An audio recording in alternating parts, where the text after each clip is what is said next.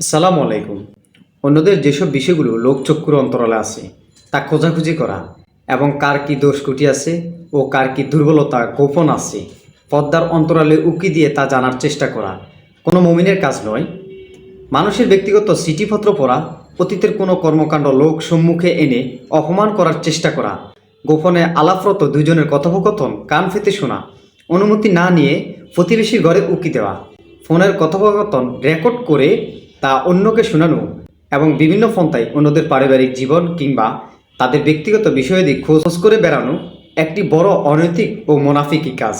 এর দ্বারা নানা রকম ফিতনা ফাসাদ সৃষ্টি হয়। এ কারণে একবার নবী করিম সাল্লাল্লাহু আলাইহি সাল্লাম তার খুতবায় দোষ অন্বেষণকারীদের সম্পর্কে বলেছেন, হে সেই সব লোকজন যারা মুখে ঈমান এনেছ কিন্তু এখনও ঈমান তোমাদের অন্তরে প্রবেশ করেনি, তোমরা মুসলমানদের গোপনীয় বিষয় খুঁজে বেরিয়েও না।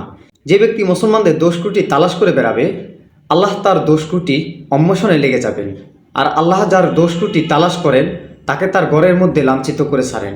অপরের দোষত্রুটি খোঁজা ও সমাজে ফিতনা ফাসাদ সৃষ্টি করার মতো অত্যন্ত নিন্দনীয় এসব কাজ থেকে আল্লাহ তাআলা আমাদের সকলকে হেফাজত করুন, আমাদের সকলকেই ক্ষমা করুন।